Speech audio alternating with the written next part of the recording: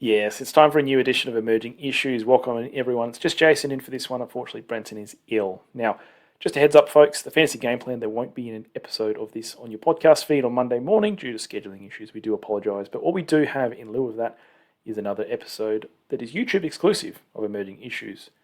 In Forecast in Focus, what I'm going to be doing is going through some of the fact-finding mission that I had earlier this week in relation to what impact the new minor buy-around rule change will have on the major buy-around period, specifically around the mid positions. So strap on in, let's get into it. So first off, let's go through what we already know. The major buy-in period is on your screen here, and what you can see is all bar two teams have at least two buys within this period.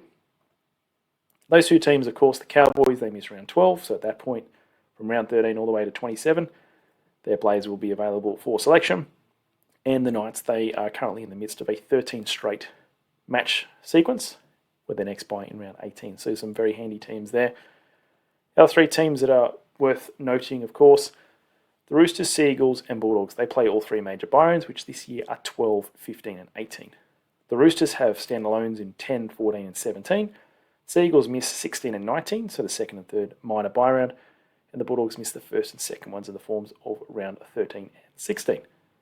So, we've already spoken about the minor buy-round change before, but let's go back through it again, just to bring everyone up to speed. So, as you can see on the screen here, rounds 12, 13, 15, 16, 18 and 19 will now require only 13 players on the pitch for your scoring. So, this is what happened in the major buy-rounds for 2023 and 2024, now applying to the minors. So, a couple of consequences here of this. It's going to be a lot easier to hold on to your origin guns, and that's going to be a major focus of what we speak about in this video. But the other aspect of it is the risk of oversubscription has now increased. So let's explore oversubscription.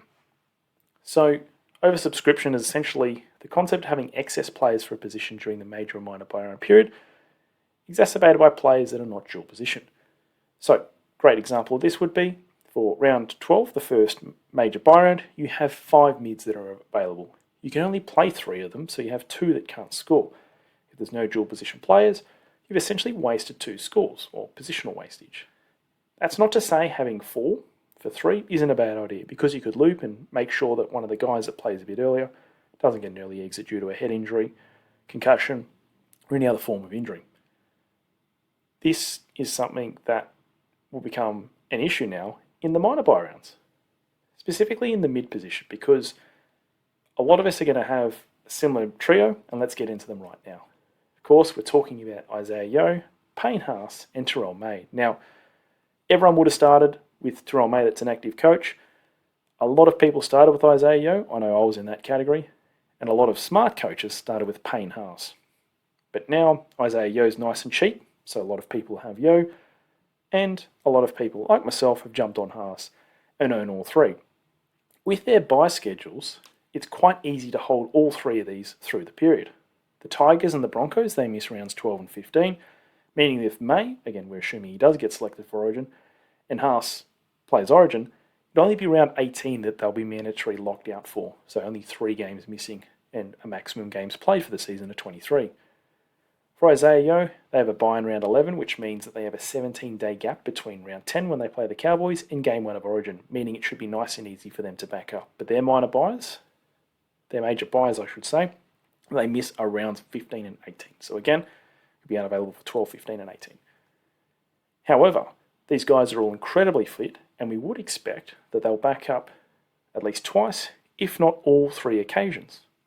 Which then begs the question, what do we do about oversubscription? Because if all 3 of these guys play in 13, 16 and 19 and score well, any other mids you have in your team, their scores will be wasted. And oversubscription hurts. However, with the changes to the schedule this year, there might actually be some ways to alleviate that blow with selections of certain players from certain clubs. Now, we're going to dive into that right now. And I know we've spoken about Max King before on the fantasy game plan. He hasn't fallen below 50 yet with his scores, but he is going to be an epic asset if he can stay fit, because the Bulldogs have the bye this upcoming week in round 6. After that, their 2 remaining byes are rounds 13 and 16, 2 minors. As we've said before with the minors, they should be easy to cover because you have 14 teams available to get your 13 players from, as opposed to the majors where there's only 10 and no Origin players available. The reason Max King should be so useful in this instance is that he can play in 12, 15 and 18, which will be hard rounds to fill 3 mids. However, in 13-16, if 2 or even 3 of our golden trio back up and score really well, if Max King played those rounds, we'd effectively waste his score. But because he doesn't play those rounds, his absence doesn't really count, so he's a buy-round cheat code for the major buy-round period. This also applies to any other Bulldogs mids that you want to pick up. Maybe Josh Curran's more you go. Or maybe someone like Jack Todd, who's a cheaper player, more on cheaper players later, might be worth it. So Max King looks the goods, but of course, he's priced as per expected performance. We don't want to pay full freight for too many players just yet, so whack a star on him, keep an eye on him until about round 10 or 11, and if you like what you're seeing, that's when we can jump on, and we've got ourselves an excellent complementary asset. Nafahu White's the next category of player. He's a rooster, he's a Kiwi, so therefore should be available in all 3 major buy-round periods. But the added bonus a player like him has is that he's dual position, much like Victor Radley. So they can play in the mids in 12, 15 and 18, and then if all 3 of your major buy-round players play, he can slide down to the edge. And then with 2 standalone buys there, should be easy to cover him for those. Other dual position assets in that category, obviously Victor Radley, his teammate's English and won't play Origin. Player like Toby Couchman, yes, he does miss round 12, but after that, he only misses round 16, which again, should be easier to cover with the way we're looking at things with these 3 extremely fit core mids. Some other assets worth considering, and with the added bonus of solving the hooker dilemma, are players from the Dolphins and the Warriors. Starting on the hooker side of things, Peter Mamouzelos will miss rounds 12 and 19. It's important to note that the Warriors and the Dolphins play both of these rounds, meaning if you're able to pick up one of these guys at dual, or even a Wade Egan or Jeremy Marshall-King, you can effectively use one trade, hold on to Mamouzelos, and your hooker position is sorted. Again, assuming Mamouzelos continues to play 80, which from what we can see thus far, looks quite likely. But with Plath and Clark, the added bonus we have here is that we do need them to slide up into the mids. We can do that. Or in rounds where all 3 of our top tier mids are available, we can loop them against Mamouzelos in the hooker position. Plath is at a pretty tricky price at the moment. Of course, Aaron Clark might be potentially boosted by extra minutes now that Dylan Walker has left the side. So potentially we can have a bit of a look at Clark. Max Plath, very similar to the other Max on this screen here. We're probably going to wait a little bit closer to that major buy-in period before we jump on. Now, of course, these guys are incredibly complementary, but at some point we are going to have to accept the fact that not every mid that we pick up will be a complementary asset to our core 3 guys.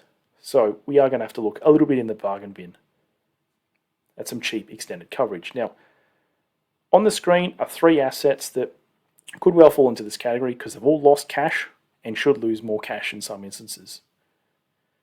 Starting with Jazz Tavanga. He's currently lost the best part of 100k, sitting in the low 300s. Now, Manly, of course, do play all 3 major buys, so that is an added bonus for him, and he is also hooker dual. Once Lachlan Croker is back, potentially, Tavanga just plays through the middle at a little point per minute or 0.9 ppm for 35 to 40 minutes. So he's a guy worth keeping a watch on, because at some point, we are going to need some cash downs to free up some cash to buy in some more big guns. Jacob Saifidi is another one in this category. Of course, he's had 2 early exits, as been pointed out by Austin from the amateurs. And the Knights don't have a buy until round 18. Once he recovers from his calf, he'll probably have a couple more price drops in him, falling into the low to mid 300s, and we can use him as a cash down, noting that we'll be able to use him in rounds 12, 13, 14, 15, 16, if need be, or even 17 if you're that desperate.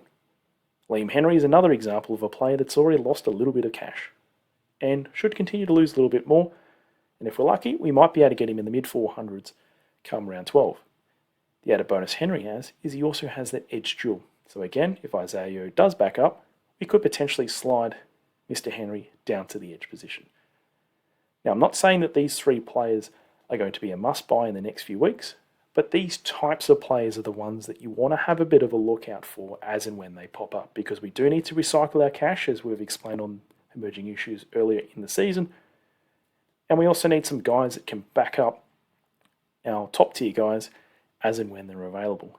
Keeping in mind we have some relevant teams hitting the buy soon, such as the Sea Eagles, the Roosters, and the Panthers all just before the major buy-in period. So picking up Isaah Yeo, if he does drop down into those low 300s, will be a pretty sound strategy. So before we wrap up, what are the key takeaways from this issue of emerging issues? We might have spoken about some ideal players here, but don't rush your buy planning. At this point, you want to continue to pursue players of decent value that are going to boost your squad value. It is also worth noting that, again, too early to make concrete plans, but you probably want to be aware maybe 2-3 rounds out for the major buy-in period, which origin guns you want to hold on to. You would think if you hold all 3 gun mids, you want to hold them all because they're going to be the best 3 mids all season, and with the new rules, they're going to be easier to hold. Nathan Cleary also applies in this scenario with the Panthers buy schedule, even if he might not back up as much as, say, an Isaah Yeo would. And most importantly, the examples of the players that we've presented today are going to be potential market opportunities that will bolster your coverage. So keep an eye out for these players as and when they come into that ideal price point for you, and don't be afraid to purchase them. Because remember, it's not a black and white game fantasy. There's many ways to play the game, and every squad composition is different. But that wraps up this edition of Emerging Issues. If you haven't already, be sure to like and subscribe on Talking League Shorts. We catch you in the next episode that'll be out Tuesday week. But it's bye for now.